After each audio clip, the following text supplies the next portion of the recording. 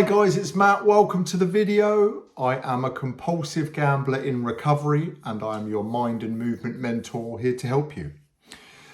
So I had a dream last night that I gambled, which I don't know if any compulsive gamblers watching this can relate to that. It's quite a strange, surreal experience. This weekend will be 100 days off gambling. So a reasonable period of time, enough time for it to not be in my conscious awareness day to day, week to week. It seems like it's been a while since it has been. But yeah, had a dream that I was playing roulette in a betting shop, which I haven't done for many years. Really since they reduced the stake to £2 per spin back 10 or so years ago.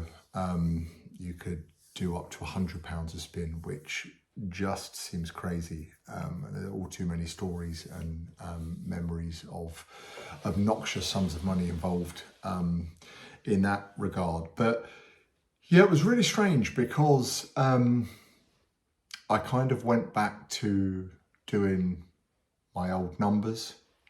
I kind of went back to visualizing the spin of the wheel, and I don't know for anyone that knows the kind of the FOBD, the fixed odds betting terminal roulette machines. They usually have kind of a certain spin on them where if you played them enough, as I did, you could kind of gauge roughly what area the ball was going to land on once immediately after it started. Just you could kind of develop it, sad really, but they could kind of develop an eye for it, which I definitely could. And I kind of went back to kind of, you know, visualizing that and picturing that. And yeah, you know, it's odd. I mean, I'm not gonna kind of hold it against myself or get too kind of caught up in it, because dreams, I guess, are largely the subconscious mind. But it just goes to show that there's some patterns there of gambling that probably won't ever really leave me, that are kind of hardwired into the brain quite aggressively. And it just shows that I've got to be conscious day to day, week to week, and like I've talked about on this channel before, proactive in recovery. So almost like the assumption being that there is a relapse just around the corner. The default is going to be at some point sooner rather than later, prompted by whatever trigger I am going to want to gamble. Or at least it's going to come into my mind in the form of a craving, or that part of the addicted brain is going to position it to me as a good idea at some point. So I've got to be kind of crazy vigilant against that, and just make sure that I'm kind of doing the right things. On the flip side, it was kind of quite nice to see it just as a dream and know that I've not fully gone there in the real world, as it were, broken my streak that I'm on, you know, not let anybody down, not let myself down, not kind of defaulted back to old patterns of how challenging that would be in, you said, if I placed the first bet, you know, inevitably the second, third, fourth, fifth, sixth, and then some coming straight after it. So there was that side of things where it was kind of almost like a little bit of a nightmare, and kind of woke up into the real world. Okay, that's not really a thing. That didn't really happen. You know, we kind of go again. But it's so strange. It's so strange, the amount of time that I've spent gambling over my adult life. I suppose I'm very foolish to think that there won't be a default pattern. There won't be something that is kind of locked into the brain that could rear its ugly head at any point. I think, you know, I've heard stories of people that have not gambled for years and years and years, you know, decades in some instances, and then they flipped a coin for a cup of coffee or something just as innocuous as that, and then they've gone back so aggressively into reckless gambling behavior like they've never left, you know, and sort of in some instances talking maybe upwards of 15, 20 years, which just kind of shows the power of the addictive force, and the nature of it. So yeah, it's been kind of strange to think about that. I thought I'd do a video on it because I'm determined to keep this channel going as gambling awareness, you know, to help people who might be struggling with this. As I always sign off these videos, I say I make these videos for someone like myself a few years ago when I maybe didn't understand the addiction as much as I do now.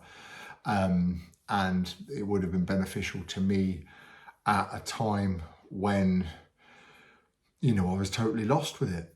I was totally and utterly lost with gambling. I think one advantage I have now, even though I have no doubt the addictive nature of it could come back like that, and hit me, and be just as potent. So in some ways it's almost useless information because it is so powerful. But I do feel like I have a better understanding of the way my brain works, the way that I'm just so attracted to the dopamine of the thrill of the placing the bet, of the thinking about the bet, in many ways more so than actually the outcome and the winning or losing, or the you know, the balance sheet of I've won this amount of money. I think that's been proven time and time again in compulsive gamblers. It's often the apprehension and the anticipation that is so addictive, that kind of takes you out of yourself, that acts as a real kind of state change as a coping strategy. Someone said something to me the other week which really sat with me, which I just felt was so profound and I could just really relate to. It's another compulsive gambler friend of mine, who also suffers with ADHD, as I do, diagnosed with ADHD, as is he. And he said that for him, gambling was so much about putting his brain to work. And it was almost something that was just kind of so attractive because it felt like he could channel the energy that he had through the ADHD and through the want for the thrill, that almost kind of he'd love, whether it was looking at the team news for football or looking at the stats or things like that. And it was almost like it filled a bit of a void there, as well as gave all of the anticipation, excitement, thrill. And I just felt like I could really relate to that. So, you know, the addiction it ticks a lot of boxes. It can kind of make you feel better when you're down. It can kind of make you feel better when you're celebrating something. It can be a distraction. It can be escapism, and kind of literally everything in between. So I just wanted to share that. Things are generally going good. I was a little bit ill last week, which affected the energy levels. But I feel like I'm going really well with like my exercise, with my diet, my career, with my business, and all the things that I really enjoy, that kind of put me in a good positive state. But perhaps a little bit of a subconscious wake-up call from the universe, and just something for me to think about and ponder over the next couple of days. So hope this helps. Like I say, please share this video with someone who you know might be struggling with active gambling addiction, or someone who, you know, is close to someone who might be. And, you know, feel free to comment with your own experience of this kind of thing below. I respond to all the comments. And please kind of like and subscribe and support this channel in whichever way you can. Help me reach more people for what is a really important subject and raising awareness. And thanks for listening. I'll talk to you in the next video very soon.